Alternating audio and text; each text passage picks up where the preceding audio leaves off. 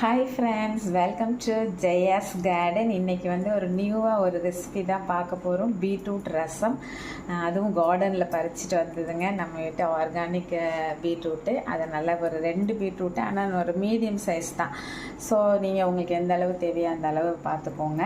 அதை நல்லா பொடிசாக கட் பண்ணி குக்கரில் வச்சு ஒரு 3 விசில் வச்சு எடுத்துக்கலாம். நல்ல விசில் 3 வந்துடுச்சு. அதுக்கப்புறம் ஸ்ட்ரீமும் போனதுக்கப்புறமா தண்ணி தனியாக, பீட்ரூட் தனியாக எடுத்து வச்சுக்கிட்டோம். ரெண்டுமே ஆறட்டும். இப்போ பீட்ரூட் வந்து ஆறுனதுக்கப்புறம் அது கூட எண்ணெய் போட்டு அரைக்கலாம் அப்படின்னு காமிக்கிறேன். பீட்ரூட் ஆறுற டைமுக்குள்ளே ஒரு ஸ்பூன் மல்லி, வர மல்லியும் 1 ஸ்பூன் துவரம் பருப்பும் எடுத்துருக்கேன். நல்லா வறுத்து எடுத்துக்கலாம். ஓரளவுக்கு வறுபட்ட உடனே அது கூட நம்ம காரத்துக்கு தகுந்த மாதிரி வத்தல், அதுக்கப்புறம் 1/2 ஸ்பூன் மிளகு, 1 ஸ்பூன் சீரகம் எல்லாத்தையும் போட்டு நல்லா பொன்னிறமாக நம்ம இதை வறுத்து எடுத்துக்கலாம். நல்லா பொன்னிறமாக செவந்துடுச்சு. இந்த ஸ்டேஜில் நம்ம எடுத்துக்கலாம். எடுத்துட்டு ஆற வச்சு நல்லா வந்து பவுடர் பண்ணிட்டு வந்துடலாம் நைஸாக.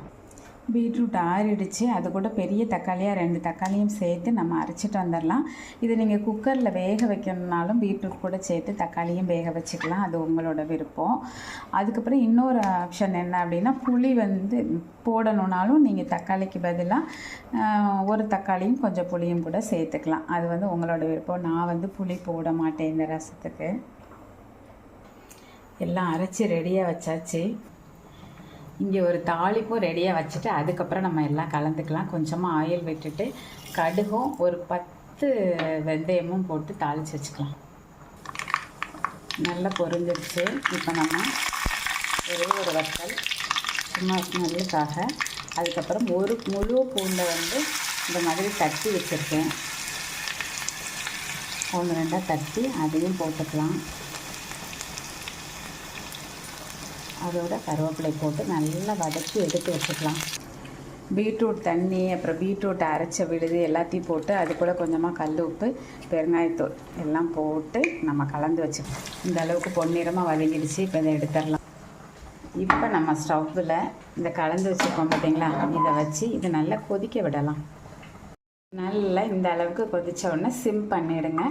பண்ணிவிட்டு நம்ம வச்சுருக்கோம் பார்த்தீங்களா அரைச்சி வச்ச பொடி, அதை அதில் போட்டு நல்லா கலந்து விட்டுருங்க.